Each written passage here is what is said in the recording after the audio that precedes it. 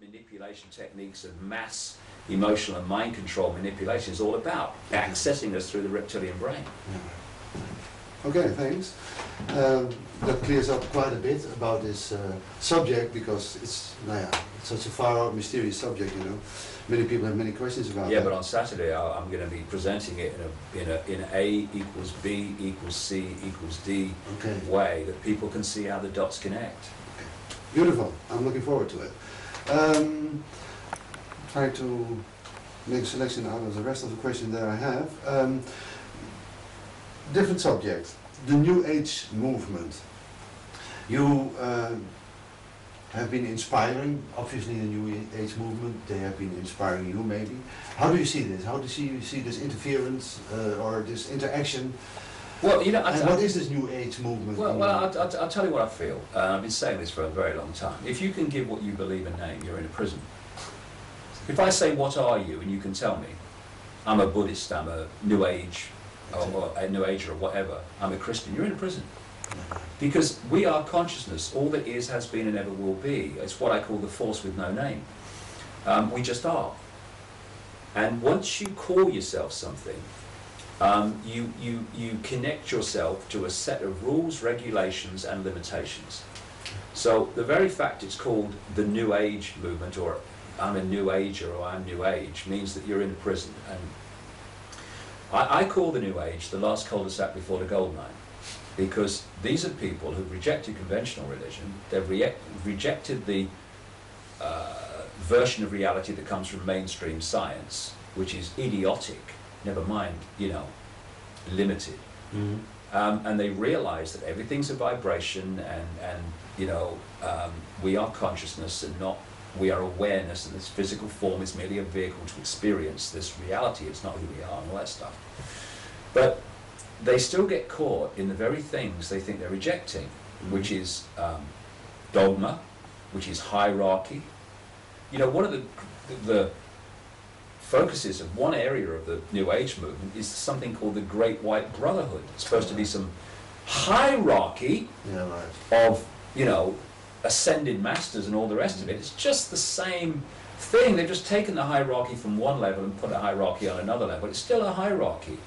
If we are consciousness, all one consciousness expressing itself in different ways, then there's no hierarchy. There's just one I. So any form of hierarchy is just the structure of top-down control. And so I think there are many good things in the whole New Age arena in terms of understanding things, but I think there's a lot of things that are not good. And there's this thing that I hear constantly: you mustn't say anything that's negative, because you create negativity. Okay, now, something's coming that's very, very unpleasant, right? If we realize it's coming, we can take avoiding action. But if I tell you it's coming, because it's not very nice if it comes, I'm spreading negativity. Now, what are you spreading by saying nothing and putting your head in the sand and trying to wish it will go away? What are you spreading when that thing that's not very pleasant actually arrives? Is it not negative, even though it's horrible, because you haven't said it's coming? I mean, where are we going with this? It's ridiculous. And I hear people say in the New Age arena, you've got to let go of fear. Well, how about you starting then?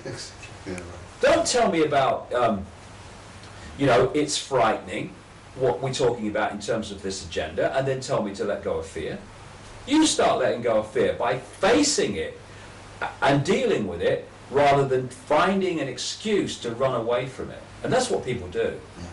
This is the time, especially with the swine flu thing, people have got to stop making excuses, because they can find a long, long list of reasons why they shouldn't do what they don't want to do. But if they don't do it, if they don't face it and just deal with it, it is what it is, then at some point they're going to have to deal with it. But further down the line, when it's worse, and then they'll wish that they'd faced it here. And it's like running away and running away and running away down a corridor from something you don't want to face. But in the end, what is at the end of that corridor is a brick wall. What are you going to do then? Face it now. Not then. Face it now when there's more people who can be brought together in unity to face it with you. Chris, you still wanted to ask a question as well? Go ahead, this is the last Okay, opportunity. thanks. And we really have to wrap it up, I think. I was wondering, for all you just mentioned, all this, the power of negative speech and the importance of recognizing negative things when they're there, and when it's obvious that they're negative. But I'm also interested in knowing how that reconciles with, you know, self-fulfilling prophecies and the world becoming what you think it is, and, you know, being the change that you want to see in the world, etc. How do you reconcile those two aspects? Well, I never talk about the conspiracy in my talks and my books without talking about the nature of reality and the power of consciousness. But what is happening in the vast, overwhelming majority of what you might call this conspiracy research arena is that the vast majority is talking about the problem, but they're not talking about consciousness, because they have religious beliefs, overwhelmingly in America, that means they won't go there. So all they're left with is the problem, right? And you know, that can be what you're talking about to an extent. But on a come in. Oh no, you got it. But on another level, but on another level, how are you going to change something if you don't know there's something that needs changing? Sure. So what I'm saying is to people, look at the evidence. This is what's happening. This is not sometime over the rainbow. This is happening now. This is the power you have to change it. Because if you sit in a prison cell and you can't see the bars, then are you going to say, I'm in a prison cell, I need to deal with this? No. You're not. You're going to sit there. And you're going to sit there. And you're going to be in a prison that you don't even know you're in, and your ability to be who you really are is never going to manifest. So what I'm saying is, look again, and there's the bars, okay? There's something to deal with, but you have the power, we have the power to deal with it. So that the two go together. This control mechanism does not have to happen because we have the power to change it. But if we don't know the control mechanism exists, how are we going to bloody change it? So the two go together. And once again, you know, I'm not the guru sitting on top of the mountain, you know. I have all the answers. I'm on a journey like everyone else, and I have questions and all the rest of it. Some fundamental ones I'm sure are going to be answered in the next few weeks. But it's about balance. Yes. Here's the problem, but this is what you can do to change it. If you're just saying, and I'm not, the last one's doing it, here's the problem, you're stuck with it, then you are in a situation where you're taking people's power away. Because then they're thinking, well, oh my God, what about my children? What about my grandchildren? Oh my God, the rest of it.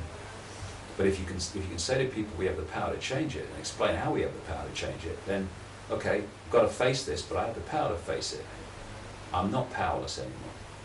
You know, this is why, you know, when you have on one level the research community saying this is the problem, and on the other level accepting that we are just the physical body basically, and we're people and humans and all the rest of it, what you're saying is you've got a massive problem and you do not have the power to change it. And that's not good.